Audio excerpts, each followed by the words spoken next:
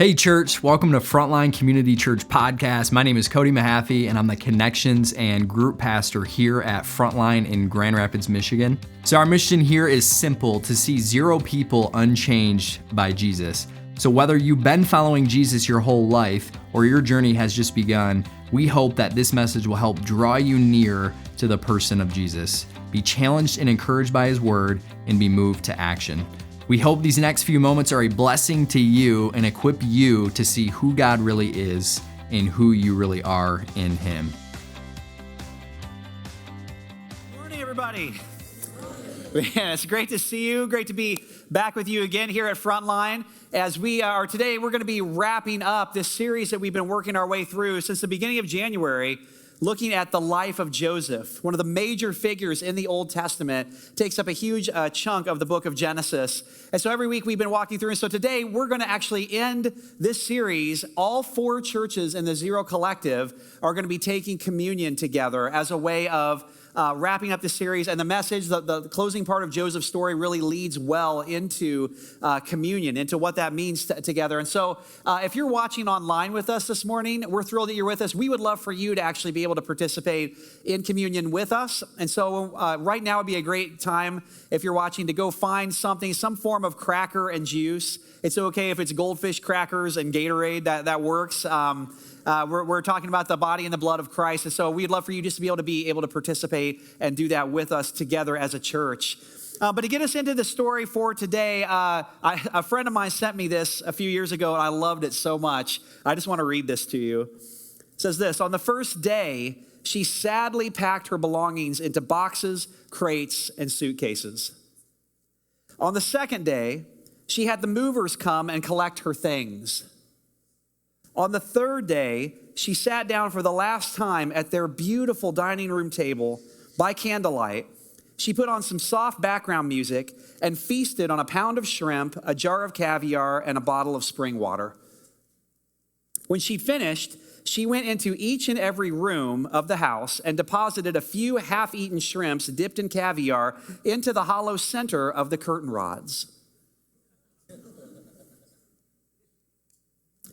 She then cleaned up the kitchen and left. On the 4th day, the husband came back with his new girlfriend, and at first, all was bliss. Then slowly, the house began to smell. They tried everything: cleaning, mopping, airing out the place. Vents were checked for dead rodents. Carpets were steam cleaned. Our air fresheners were hung everywhere. Exterminators were brought in to set off gas canisters, during which time the 2 had to move out for a few days. And in the end, they even paid to replace the expensive carpeting. Nothing worked. People stopped coming over to visit. Repairmen refused to work in the house. The maid quit. Finally, they couldn't take the stench any longer and decided they had to move. But a month later, even though they'd cut their price in half, they couldn't find a buyer for such a stinky house. Finally, unable to wait any longer for a purchaser, they had to borrow a huge sum of money from the bank to purchase a new place.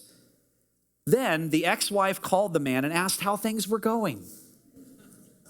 He told her the saga of the rotting house.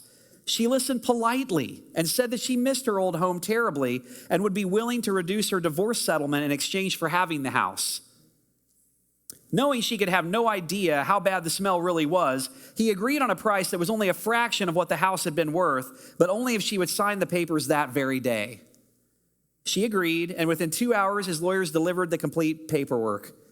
A week later, the man and his girlfriend stood smiling as they watched the moving company pack everything to take to their new home. And despite the ex-wife, they even took the curtain rods. Oh, man. Oh, we love a great revenge story, don't we? Oh, man, there is just nothing more satisfying than watching somebody else pay for what they did. Hollywood knows this, don't they? Think about the last 10 years, all the blockbuster movies, all the Marvel movies, right? All of them basically are revenge stories. That's what they are. Like we just don't get sick of it. We just see the same story again and again and again. We'll pay whatever we got to pay. We love those stories. They start out with the antagonist doing something wrong, and then the rest of the movie is the protagonist getting them back, making them pay the price. We love these stories. Why are those kinds of stories so satisfying to us? I think the reason is because deep down somewhere we understand that forgiveness is never free. Forgiveness is never free. Sin always has a price attached to it that has to be paid somehow. There's no such thing as free forgiveness. Forgiveness, if you really understand what it is, forgiveness is a decision on the part of the offended person to absorb the cost, the price, or the penalty due the offender. That's what forgiveness is. It's a decision on the part of the offended person to absorb the penalty due to the offender. Think of it this way. If a banker forgives or pardons a loan, well, that means that the person who borrowed the money, doesn't have to pay it back, but it also means that the banker or the bank has to then absorb the loss of the money for the loan. If society pardons or forgives a criminal, yes, it means that criminal goes free, but it also means that society then is going to absorb the consequences of that criminal's actions and behavior. Or on a more maybe personal note, if you invite me over to your house this week and I come over and I break your TV and you say, oh, that's okay, Brian, I forgive you. That's great, but that means then that you have to absorb the loss of the TV. Because forgiveness is never free. There's no such thing as free forgiveness. That's why it's so hard. But I would also argue that's why it's really the only thing that actually works to reconcile relationships, to bring healing, to bring freedom, to bring a sense of renewal. Forgiveness is the only thing that really has the power to do that. You certainly see that in the story of Joseph. Where we're going to land his story today is in the final chapter. This is the forgiveness story between Joseph and his brothers who have done so much wrong to him. So if you haven't been tracking with us or you haven't been with us, Joseph's story begins with Joseph as a young man. His brothers strip him of his cloak. They strip him of his identity. They cast him down in a pit, and then they sell him into slavery into Egypt. So Joseph loses his homeland. He loses his family. He's gone as a slave into Egypt. And then his brothers lie to their father about it. Well, some wild animal must have eaten him. And they just lie about it, and they cover it up for years and years. And so what happens is Joseph becomes second in power in all of Egypt, second only to Pharaoh. He's in control of all the resources of all the land of Egypt. He's risen to this place. And so as we saw last week, there's a famine that hits the land, and the famine is so severe that it makes and forces Joseph's brothers to come to Egypt to ask for help, to get grain, to get supplies. And of course, who do they have to stand before and ask for help but their brother Joseph? So Joseph, we find him, his brothers don't know his identity yet, but he's standing in front of his brothers. He's got all the power in the relationship. This is the perfect Marvel movie setup right here. Here it comes. But the story goes a very, very different direction. Let's take a look at this. This is Genesis 45, verse 1. It says this: Joseph could stand it no longer. There were many people in the room, and he said to his attendants, "Out, all of you." So he was alone with his brothers when he told them who he was. Then he broke down and wept. He wept so loudly the Egyptians could hear him, and word of it quickly carried to Pharaoh's palace. "I am Joseph," he said to his brothers. "Is my father still alive?" But his brothers were speechless. They were stunned to realize that Joseph was standing there in front of them. "Please come closer," he said to them. So they came closer, and he said again, "I am Joseph, your brother, whom you sold into slavery in Egypt. But don't be upset, and don't be angry with yourselves for selling me to this place. It was God who sent me here ahead of you to preserve your lives." So in this stunning, surprising end to the story, where Joseph could have easily just taken revenge on his brothers in this moment with all the power he had, he extends grace to them. He extends uncommon mercy to his brothers. So how does he do this? I think a key to understanding how he's even able to do that is in verse 8, that last verse we read where he says, "It was God who sent me here, not you." So what Joseph is doing, his eyes are on what God has been doing as the narrative of his story. He's choosing to focus on what God's been doing in his life story. He's choosing not to focus on what his brothers have done and have been doing in the narrative of his life story. So here's the question. How did Joseph get to Egypt? Was Joseph in Egypt because of the sin of his brothers against him? Or is Joseph in Egypt because of the good plan and purposes of God for his life? According to that passage we just read, the answer is yes. Both are true. Both are absolutely true. I'm just wondering if it's possible that God's plans and his purposes for your life are a part of the brokenness and unforgiveness of your story as well. So when you were cheated on, when you were abandoned, when you were lied to, when you were neglected, when you were lied about behind your back, is it possible that not only was that an expression of someone's sin against you, but was God also allowing that in order to accomplish his good purposes, his good plan for your life? What's interesting here in this moment is that Joseph sees that all his sorrows were for a purpose. None of it was for a loss. So in a sense, if this family, Joseph's family, his brothers, if they, during this famine, if they didn't go into Egypt, and if Joseph hadn't risen to this place of second in command over all the resources in all of Egypt, then what would have happened to his brothers is they would have just sort of been assimilated into the pagan tribes of the time, and history would have heard of them no more. But because Joseph was in the position he was in, he's going to be able to rescue them. He's going to be able to provide for them, to protect them and to save them so that they pass through this time of famine, so that God's good plan is that for this family to become a nation, the nation of Israel, and for someday through the nation of Israel, the Messiah is going to come who's going to redeem and save it all. But none of that happens. None of that takes place unless Joseph in this moment can forgive his brothers and act on their behalf. It's all void unless he's able to come to a place of doing that. And so here's the question as we look at this passage this morning. I'd love for you to wrestle with this question. Has forgiveness actually taken place yet in the story? In those verses we just read, has forgiveness actually taken place yet? It's kind of hard to say, isn't it? I mean, at no point did Joseph's brothers, did they actually say, oh, wow, you're Joseph? Oh, hey, Joseph, I just want you to know we're so sorry for what we did. What we did was clearly wrong. It's me. Hi, I'm the problem. It's me. You know, they never say that. They never acknowledge what they did. They never ask for forgiveness. And in those verses, at any point, does Joseph actually say the words, hey, I forgive you for what you did? No. So has forgiveness actually happened? Here's what's interesting. This question is exposing something about the nature of forgiveness that I think we need to understand. It's this idea that forgiveness is our part, but reconciliation takes two people. Okay, did you know forgiveness and reconciliation, those are two very different things. We get those things confused all the time. I would say in the church almost more than anywhere else, we think those things are the same word. But forgiveness is our part, because forgiveness is between you and God vertically. It's about how you allow God to become the narrator of your life story instead of them.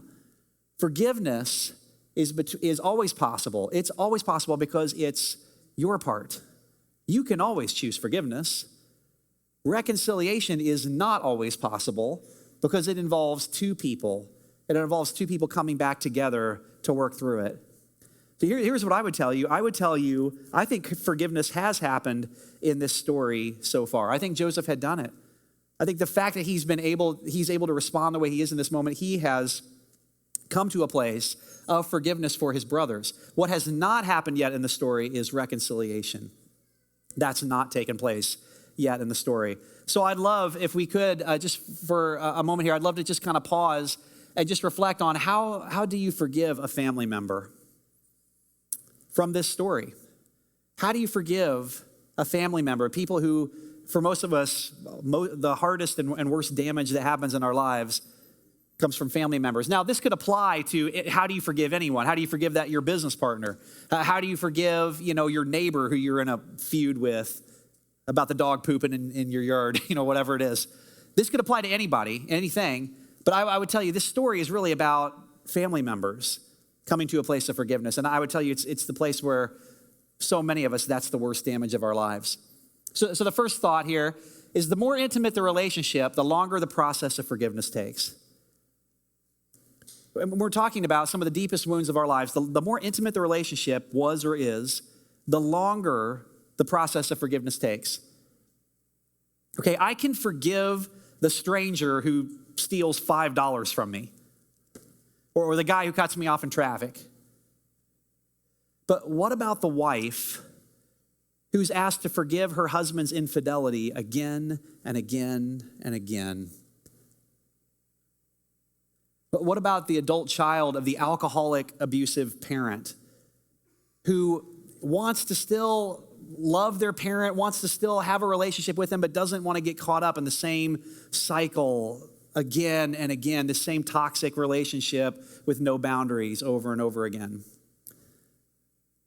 What about the parent of the child that keeps lying, keeps breaking trust, keeps breaking your heart, but then whenever they're in trouble, they turn around and say, hey, Mom, can I have money? Can you bail me out again? Can I live with you guys again? The more intimate the relationship, the closer the relationship, the longer the process of forgiveness takes. We forget, we read Joseph's story in a few minutes, but years had passed between the moment Joseph's brothers did what they did to him to this moment where he's standing in front of them with all the power to either forgive or take revenge. Years and years of his life have taken place. I guess what I'm trying to say is it's okay if it's taking you a while to process through forgiveness.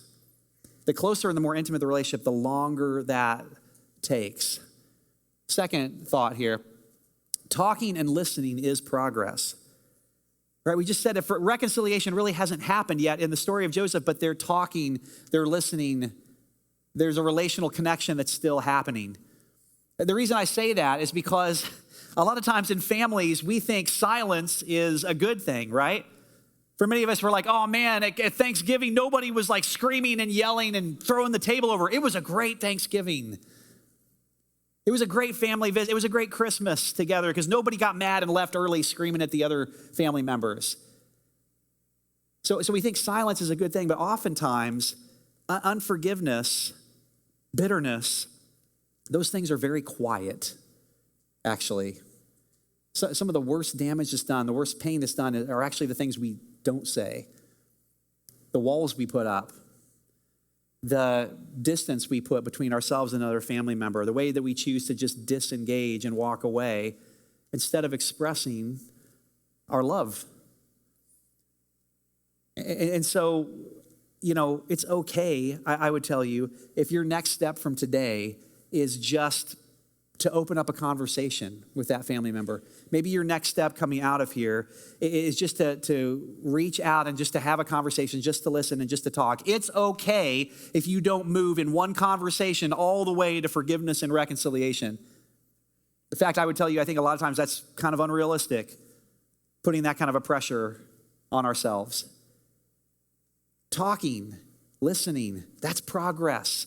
That's movement toward forgiveness, even if it hasn't happened yet. And then the third thing I would say, how do you forgive a family member? At some point, and by far, this is the hardest one to do. The hardest one to do is this last one. You have to come to a place where you're willing to surrender your right to get even. You have to surrender your right to get even. We all know somebody like this, right? I literally am thinking of a guy I know right now who, man, this guy, he's very, very angry about his ex-wife and what she did to him years and years ago. And so this guy, every Uber rider who has had him in his car for 5 minutes has heard about his ex-wife. You've met people like this, right? Every person who's ever cut his hair, he sits there in the barber chair and within 5 minutes, they've heard about his ex-wife and what she did. You've met, right, 15 minutes with this guy, and you're going to hear about that bitterness, that anger that he's carrying. Some of you know someone like this, don't you?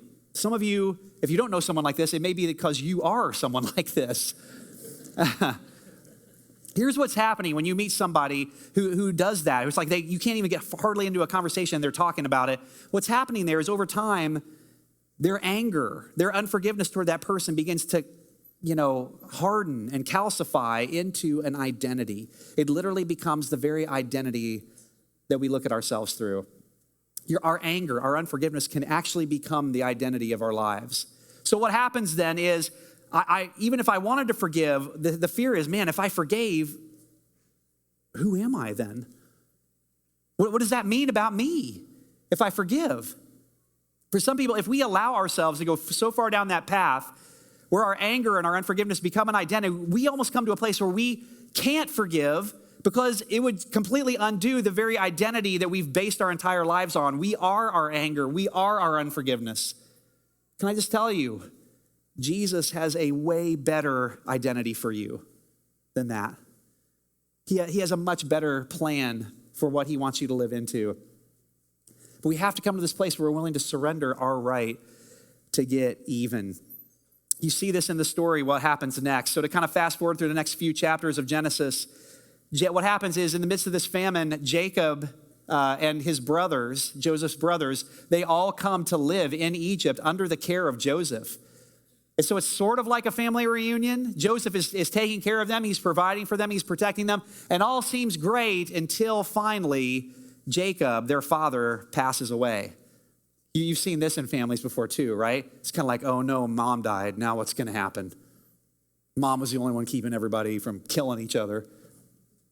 Jacob passes away. And now the fact that this hasn't been reconciled, it hasn't been worked through, rises to the surface again. And so finally we find the moment of reconciliation in the story. Verse 14 of 50. It says, after burying Jacob, Joseph returned to Egypt with his brothers and all who had accompanied him to his father's burial. But now that their father was dead, Joseph's brothers became fearful. Now Joseph will show his anger and pay us back for all the wrong we did to him, they said. So they sent this message to Joseph.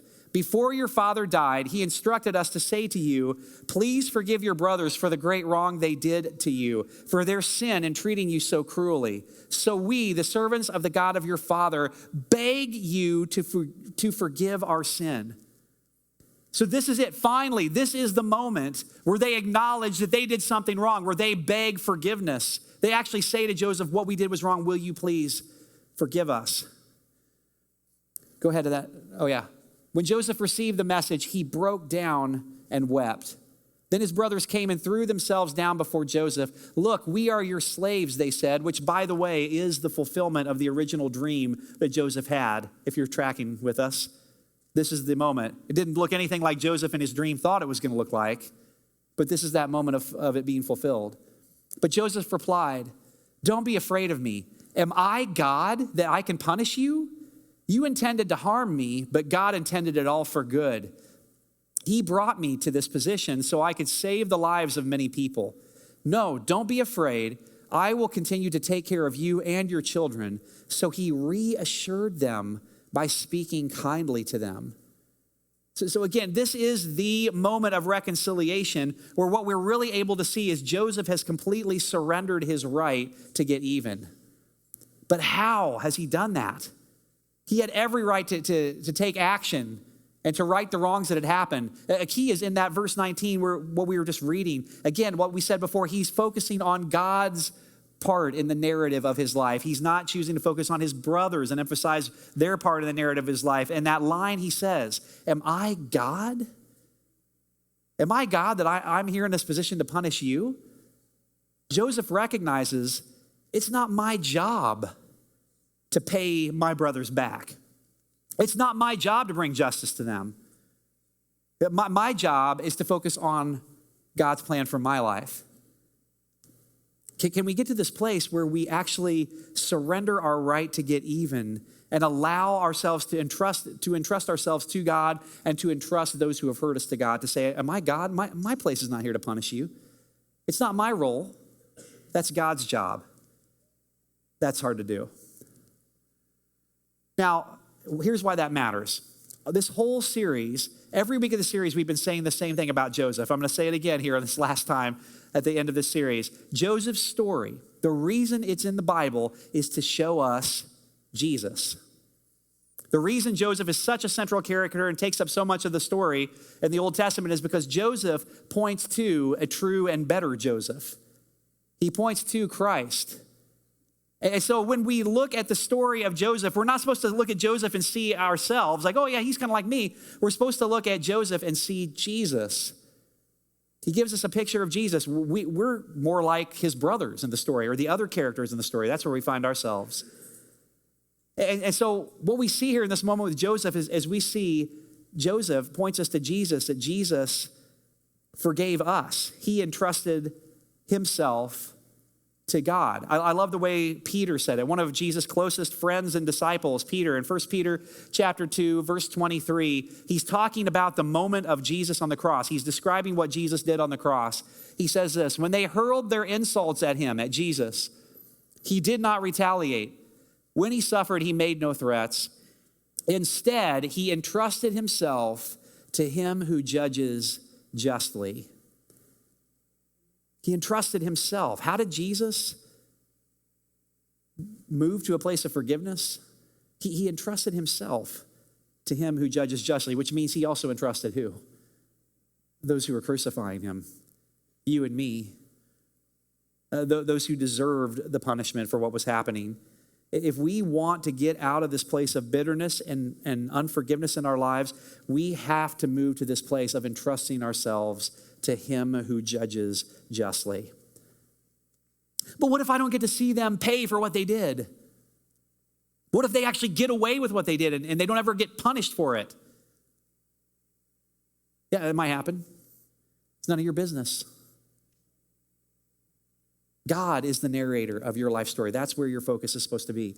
Can you entrust yourself to him who judges justly? When we do that, what we realize is that God first did that for us.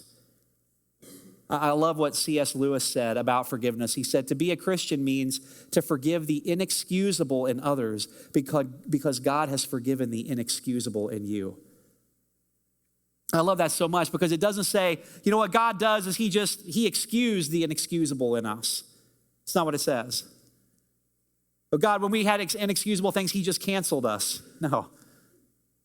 The way that what God did is he forgave the inexcusable in us. In other words, he took upon himself, he absorbed in himself the penalty that was due us. And it's only when we realize that he's done that for us, that he forgave the inexcusable in us, that we then have the power to turn and actually offer that same forgiveness to forgive the inexcusable in other people. My grandpa was a World War II vet. And like so many of his generation, he lived well into his 90s. Like so many of his generation, he never talked about the war. He never talked about his experiences in the war. Even when I'd try to ask, he never answered those questions. But I have this one memory. I was a kid, and I remember we were there. My grandma and grandpa were there. We were at some outdoor, I can't remember if it was like a carnival or a parade or what it was. It was some outdoor event. And I remember there was this horn player, and this horn player was playing a solo. And I remember looking over and just seeing tears streaming down my grandpa's face. And it was just very clear he was struggling to hold his emotions in check. And so I remember after the horn player was done, I remember asking, I said, Grandpa, are you okay? What's wrong? And here's basically the answer he gave me. He said, whenever I hear the sound of a horn, I remember the horn that would call us men to order every single morning. I remember the horn that would play taps at my friends' funerals, military funerals, even over all these years.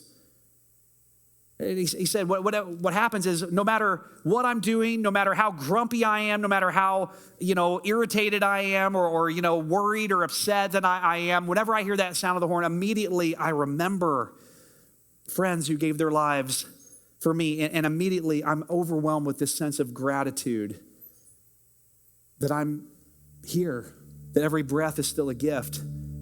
Essentially what he was saying is he was saying the sound of a horn reminded him of his own salvation. I think that's what communion is supposed to be for us. Communion is this sacred mystical sacrament the church has gathered and taken for centuries. Some, depending on the background that you come from, maybe it was called the Eucharist. If you grew up Catholic, maybe it was called the Lord's Table, the Lord's Supper. But basically, it's commemorating this moment. Jesus, on the night he was betrayed, took bread and he broke it and he said, "This is my body that was broken for you."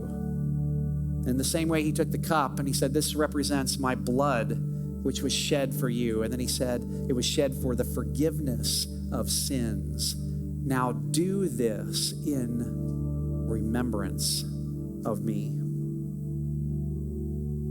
And so whenever we take communion, just like the sound of the horn for my grandpa, I think it's supposed to draw us back again. It's supposed to make our hearts softened again to this fact that our own forgiveness was not free.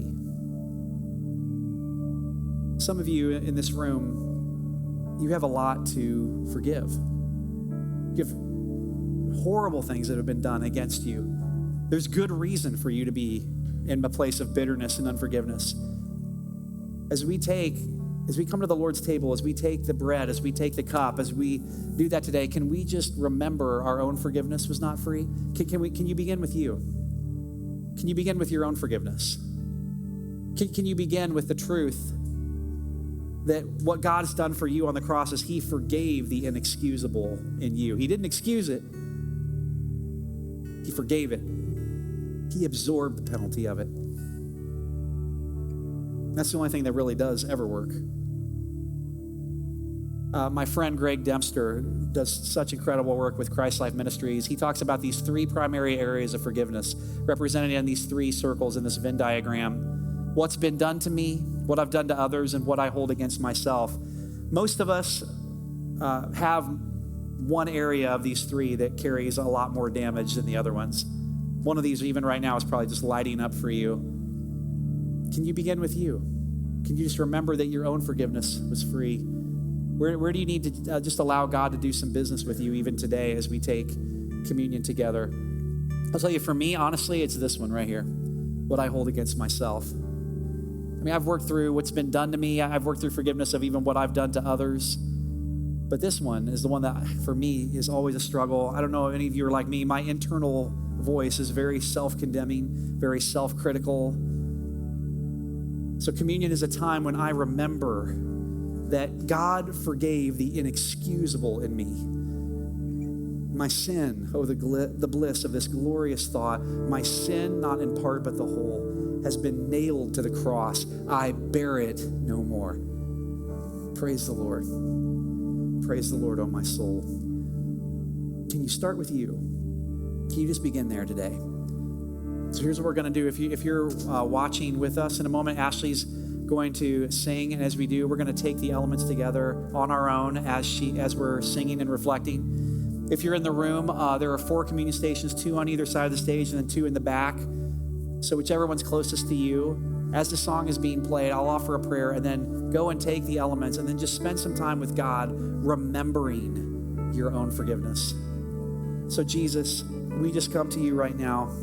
As we close out this story, we just recognize that your forgiveness has absorbed the penalty and forgave the inexcusable in us. And it's only in that, God, it's only in remembering that you've done that for us. It's only in allowing that to come into the center of our lives and transform us from the inside out that we have any hope, any possibility of being set free. God, we want our identity not to be in our anger, not to be in who we're against, who we're canceling, who we're upset with, who we're trying to get back at. We want our identity to be found in you, the one who took it all on, the one who paid the price for it. God, this morning, we just remind ourselves that our answers are not found in, pop psychology or in self-help ideas. God, our answers are found in the broken body and the shed blood of Jesus Christ. So God, would you do your work that only you can do in us again so that we can be agents of reconciliation in this world. We ask in Jesus' name. And everybody said, amen. You can come and take the elements. We hope this message encouraged you to know who God is and who you are in Him. If you want to take a next step, visit frontlinegr.com/next. We look forward to connecting with you there, and we'll see you back here next week.